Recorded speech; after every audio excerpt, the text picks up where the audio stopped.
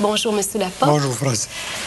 Commençons, si vous le voulez, par le domaine de l'art, puisque vous êtes artiste peintre.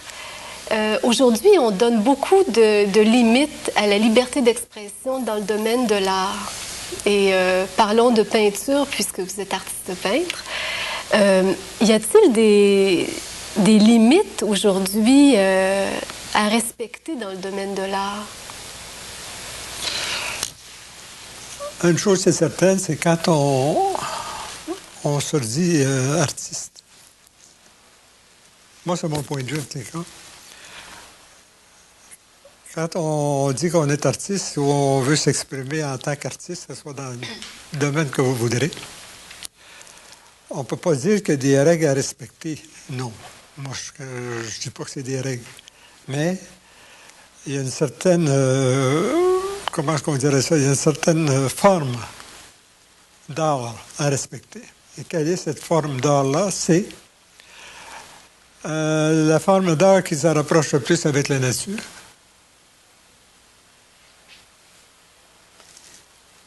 La nature, elle est belle, elle est puissante, elle est harmonieuse. La nature, elle a un but. Donc, dans l'art, il faut essayer de créer quelque chose qui est harmonieux, qui est beau, tout en ayant un but, nous aussi. Moi, j'ai jamais été comment on dirait ça, un adepte de l'art abstrait. Pourquoi? Parce que moi, je considère que l'art abstrait n'est qu'un début et non pas une fin. Moi, je trouve que les peintres abstraits s'arrêtent en chemin. Leur abstraction, ils devraient la continuer et la développer en quelque chose de figuratif pour qu'il y ait une véritable expression de vie. Mais, quand on peint, je parle de peinture, là, tantôt on parlera d'autres formes, quand on peint, on ne peut pas peindre autre chose que ce que l'on est dans le fond de notre art. Ça peut peut-être choquer du monde, ça peut peut-être les bouleverser, mais moi, ça ne me dérange pas. À un moment donné, il faut dire les choses comme ils sont. On n'a pas le droit d'exprimer ce que l'on ressent en dedans de nous qui n'est pas harmonieux. Harmonieux veut dire une liberté d'expression qui tend à démontrer la beauté dans des formes expressives qui vont apporter à ceux ou celles qui vont le regarder de la vie. Mais le peintre abstrait, en vous écoutant, peut s'objecter, puis dire, bien moi j'ai ma vision de la beauté, j'ai ma vision des choses, vous voyez l'art et c'est bien de cette façon-là. Je vous respecte, mais moi je vois que dans ce que j'exprime sur ma toile, par exemple, bien pour moi c'est de l'art et puis je suis libre. Je suis entièrement d'accord. L'abstrait, c'est une vision, mais incomplète. Mais à ce moment-là, vous voyez le peintre ayant des responsabilités. Ben oui. Mais quelles sont ces responsabilités? L'art a une mission. Quand on dit qu'un peintre vient sur Terre, naît sur Terre, c'est pas par hasard. C'est pour apporter quelque chose. Mais ce qu'il doit apporter, à ce moment-là, devient une mission. Et la mission de l'art, c'est de représenter sur Terre la beauté. C'est ça qui est. Mais aujourd'hui, on accepte l'art dans toutes sortes de façons. Les supposés connaisseurs acceptent n'importe quelle forme d'art. Pourquoi? Parce qu'eux-mêmes ne savent pas qu'est-ce que c'est que le véritable art. Le véritable art, ils ne savent pas qu'est-ce que c'est.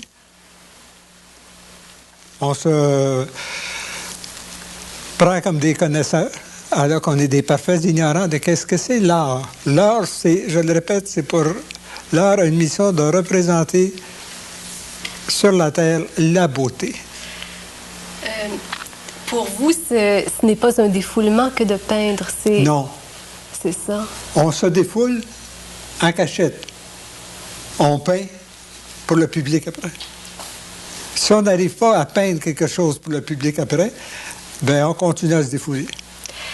Et puis... Mais ce qui arrive, c'est que le snobisme, les supposés connaisseurs acceptent ces choses-là, les exposent et font tort aux gens qui les regardent. Et font tort à l'artiste lui-même. Parce que son œuvre est incomplète. Je vais vous donner une preuve. On dit dans la science initiatique puis, que l'être humain est une œuvre d'art inachevée. Première œuvre d'art, c'est nous. Dieu nous a créés, nous a donné la possibilité et tout ce qu'il faut pour se développer soi-même, créer sa propre œuvre d'art, à son image, à sa ressemblance.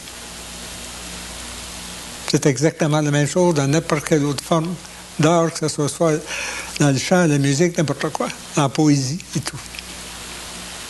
C'est la même chose. Mais ça, c'est pas compris aujourd'hui. C'est que l'humanité a affaire à des ignorants qui prônent ce genre d'art-là. Mais qu'en réalité, ils n'aident pas l'artiste et n'aident pas le public non plus. On trompe les gens. Peut-être que vous avez dit que j'exagère, là. Mais le fond des choses, c'est ça.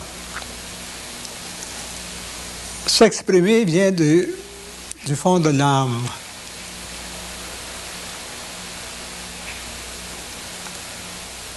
La peinture, si on parle de peinture, ça se développe. Mais ça ne s'apprend pas. Chacun le développe selon l'âme qui veut s'exprimer en lui. Donc, pour le chant, ce serait la même chose, la sculpture, la danse? Ben, prenez à l'heure actuelle, si on parle du chant, prenez tous les chanteurs qui sont sur la planète aujourd'hui.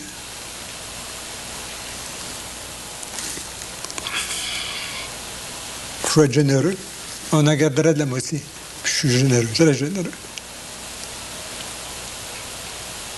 Écoutez la télévision, là. Écoutez la radio. Crier, c'est pas chanter. Crier, c'est crier. Parler, c'est parler. Chanter, c'est chanter. Aujourd'hui, on dirait que celui qui va crier le plus fort, tout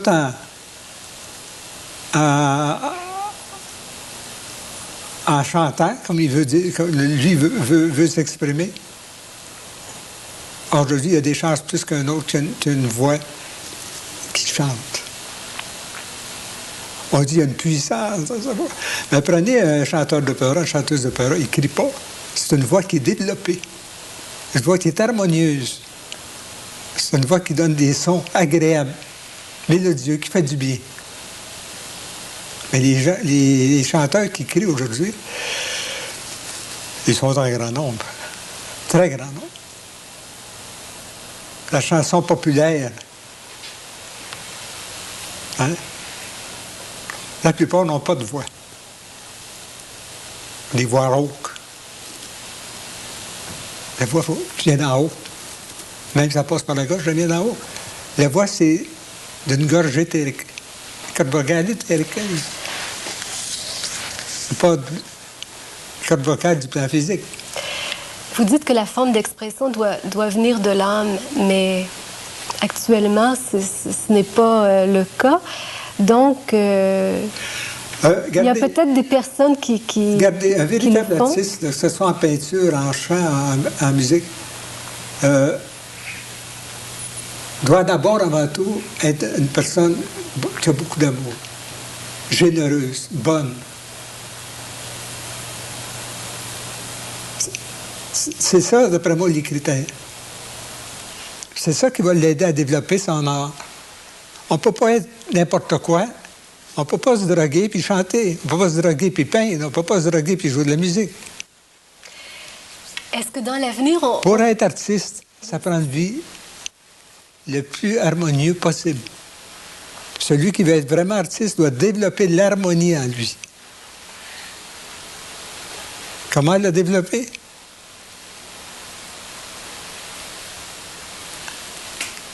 en se créant en lui un monde de beauté, d'harmonie. Comment aller chercher ça? On reviendra toujours à la même chose, la méditation. On ne peut pas peindre, chanter ou jouer de la musique, ce que vous voudrez, sans une préparation qui se dit d'abord et avant tout spirituel. Je ne parle pas religieux, là, je parle spirituel. Qu'est-ce que j'entends par spirituel? Ce qui vient de l'esprit.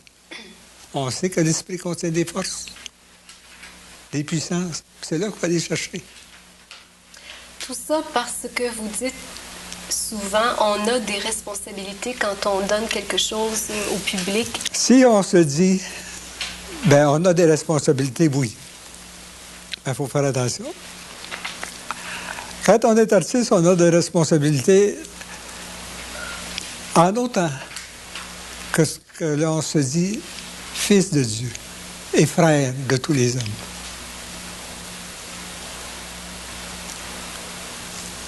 Dans une fraternité. C'est ça qui est un vrai artiste. C'est là qu'on a les responsabilités. Mais pour celui qui n'adapte pas cette voie-là, ben, il peut faire ce qu'il veut. Mais il ne devrait pas le montrer. Jusqu'à temps que lui se soit développé lui-même, puis qu'il ait compris ces choses-là. On ne peut pas être artiste, puis artiste peintre ou chanteur ou musicien, puis faire n'importe quoi. Est-ce que le médecin, lui, l'avocat, va faire n'importe quoi dans sa profession? Est-ce que celui qui enseigne en avant va enseigner n'importe quoi dans sa profession? Moi, je ne crois pas. Ça, c'est pour tous les domaines. Il y a un devoir envers l'autre. Mais l'artiste, c'est la même chose. Il y a un devoir envers l'autre. Qui est peut-être dans un sens supérieur. Puis qu'il est, en fin de compte, supérieur. Parce que c'est quelque chose qui vient de profond de lui. Un désir de s'exprimer ne veut pas dire des bêtises, faire des bêtises. Le vrai artiste, il ne fera pas ça. Parce qu'il va sentir en lui une dignité. Il va ressentir cette dignité-là en autant qu'il sait qu'il est un fils de Dieu et qu'il est frère de tous les autres. Un vrai artiste, c'est ça. Il faut qu'il pense comme ça. Ça veut dire, hein, le monde a du chemin à faire, hein?